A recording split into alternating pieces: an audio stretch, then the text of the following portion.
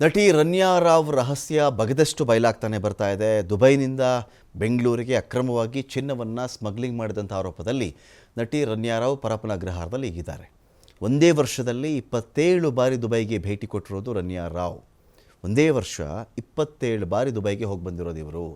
Kempegowda airport ಇತಿಹಾಸದಲ್ಲಿಯೇ ಅತಿ ಹೆಚ್ಚು ಗೋಲ್ಡನ್ನು seize ಮಾಡಿರೋ ದಾಖಲೆ ಇದೆ. ಇಲ್ಲಿ 14 kgಯಷ್ಟು ಚಿನ್ನವನ್ನು ಕೆಂಪೇಗೌಡ ಏರ್ಪೋರ್ಟ್ ಇತಿಹಾಸದಲ್ಲಿಯೇ ಯಾವತ್ತೂ ಸೀಸ್ ಮಾಡಿರಲಿಲ್ಲ ಅಂತ. ಏನೋ 1 kg 2 kg ಸ್ವಲ್ಪ ಜಾಸ್ತಿ ತಂದುಬಿಟ್ಟಿದ್ರು ಇವರು.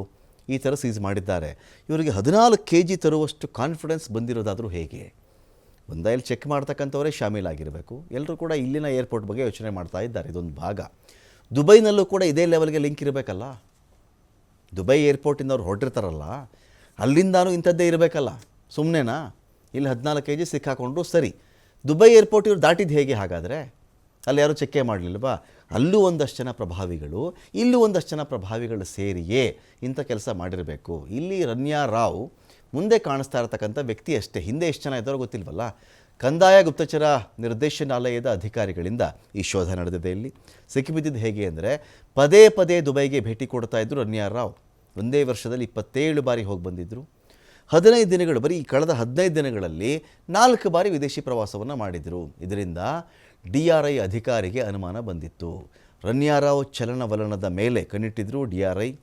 ಬರೀ ಏನೋ ಇವರು 4 ಸಲ ಹೋಗ್ಬಿಟ್ರು ಅಂತ ಅನುಮಾನ ಬಂದಿರಲಿಕ್ಕಿಲ್ಲ. ಯಾರಾದರೂ ಮಾಹಿತಿ ಕೊಟ್ಟಿರ್ತಾರೆ. ಯಾಕಂದರೆ ಎಲ್ಲ ಪ್ರಯಾಣಿಕರ ಮೇಲೆ ಎಲ್ಲರೂ ನಿಗಾ ಇಟ್ಕೊಂಡೇ ಕೂತಿರಲ್ಲ.